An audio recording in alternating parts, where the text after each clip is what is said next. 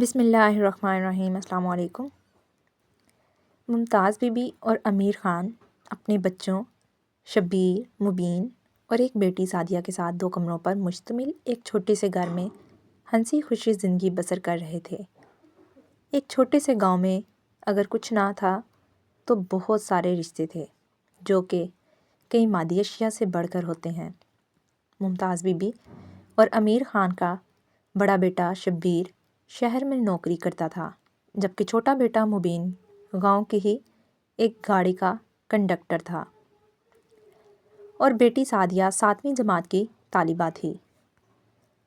Mumtaz be be کی ایک بہن کا گھر بھی ان کے گھر کے قریب تھا اور بھائی بھی ان کے گھر کے پاس ہی رہتے تھے۔ بہن سے تو ان کے تعلقات اچھے تھے مگر بھائی ان کے کچھ ناراض ہی رہتے تھے۔ زندگی یوں ہی گزر رہی تھی کہ ممتاز بی بی کچھ بیمار رہنے لگیں۔ وہ دن بدن کمزور ہو رہی تھی، کبھی سر میں کبھی پیٹ میں درد رہنے لگا۔ جو کوئی علاج بتاتا وہ کرتے لیکن کوئی افاقہ نہ ہوا۔ سعدیہ بیچاری پریشان رہنے لگی۔ ابھی ماں کی پریشانی بھی ختم نہ ہوئی کہ ایک آفت ان پر ٹوٹ پڑی۔ سعدیہ کا چھوٹا بھائی مبین گاڑی سے گر گیا۔ اسے فوری طور پر ہسپتال لے جایا گیا۔ ہسپتال کے سارے اخراجات گاؤں کے چودھری جن کی گاڑی پر مبین کام کرتا تھا انہوں نے اٹھائے۔ مبین 3 دن ہسپتال میں بے ہوش رہنے کے بعد روتی بلکتی ماں اور بہن کو چھوڑ کر ہمیشہ کے لیے چلا گیا۔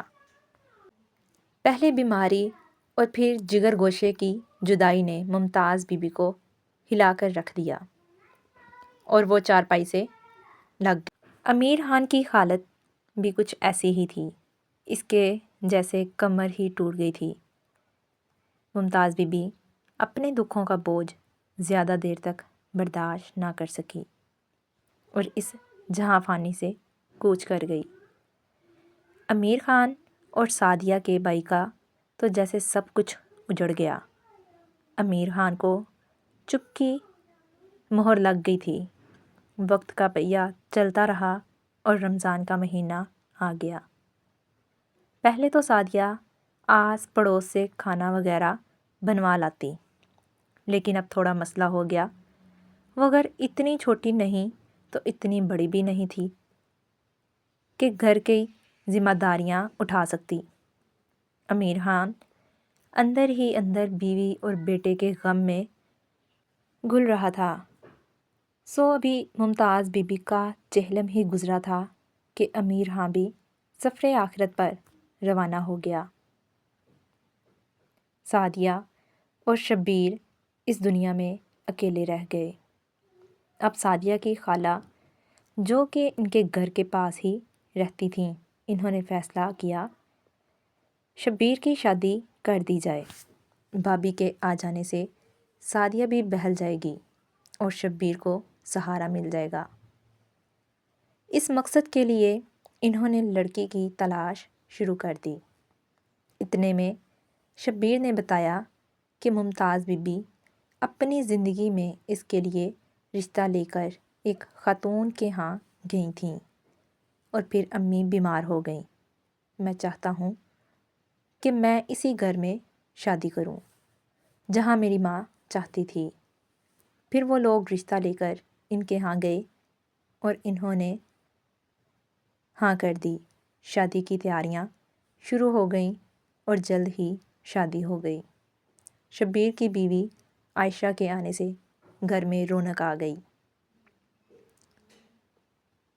بھابھی کے آ جانے سے سعدیہ بھی بہت خوش تھی اور شبیر بھی تھوڑا مطمئن ہو گیا تھا۔ اسی طرح دن گزرتے گئے۔ سعدیہ کے چچا نے سعدیہ کا ہاتھ اپنے بیٹے کے لیے مانگا لیکن شبیر نے انکار کر دیا۔ اس نے کہا کہ ہمارے ماں باپ کی زندگی میں آپ کی ان سے بنتی نہ تھی اور اب میں آپ کو بہن کا رشتہ کیسے دے دوں۔ اس بات پر وہ ان سے تمام تعلقات توڑ کر چلے گئے۔ جب دکھ اور ناکامیاں انسان کی زندگی میں دخل انداز ہوتی ہیں تو اپنے بھی پرائے ہو جاتے ہیں۔ سعدیہ اور شبیر کی خالہ جو کہ ماں کے بعد ان کا سہارا تھی، ان کو کوئی جان لیوا بیماری نے آ پکڑا اور وہ کچھ دن شہر کے بڑے ہسپتال میں رہنے کے بعد اس جہاں فانی سے کوچ کر گئیں۔ سعدیہ اور شبیر کے لیے ایک نیا دکھ آ پڑا۔ انسان بھی کیا سوچتا ہے اور کیا ہو جاتا ہے۔ خالہ کے جانے کے بعد ان کا دکھ پھر سے تازہ ہو گیا۔ وہ صدمے سے نڈال ہو گئے۔ وقت سب سے بڑا مرہم ہے جو بڑے سے بڑے زخم کو بھی آہستہ آہستہ بھر دیتا ہے۔ وقت گزرتا گیا اور پھر سعدیہ کے ماموں نے سعدیہ کا رشتہ اپنے بیٹے کے لیے مانگا تو شبیر نے ہاں کر دی۔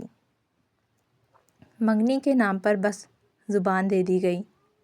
اس کے بعد سعدیہ اور اس کی بھابھی عائشہ شبیر کے ساتھ شہر چلی گئیں جہاں پر شبیر کام کرتا تھا۔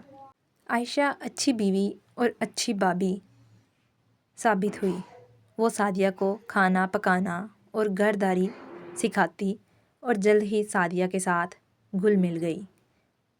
جب کبھی شبیر کو ملازمت سے چھٹی ملتی تو وہ سعدیہ اور عائشہ کو لے کر گاؤں آتا جہاں پر اس کے ماں باپ اور پیارے بھائی کی یادیں تھیں جنہیں وہ بلا کر بھی نہیں بلا سکتے تھے۔ شبیر اور سعدیہ کی زندگی میں اگرچہ پہاڑ جیسی دکھ آئے تھے اور ان کی زندگی دکھوں کی داستان تھی، لیکن انہوں نے صبر کا دامن نہ چھوڑا اور بالآخر خوشیاں ان کا مقدر بن گئیں۔ امید ہے آپ کو یہ سٹوری پسند آئی ہوگی۔ اگر آپ کو یہ سٹوری اچھی لگی ہو، ویڈیو کو لائک شیئر اور چینل کو سبسکرائب کرنا مت بھولیے۔ ملتے ہیں نیکسٹ ویڈیو میں، تب تک کے لیے اللہ حافظ۔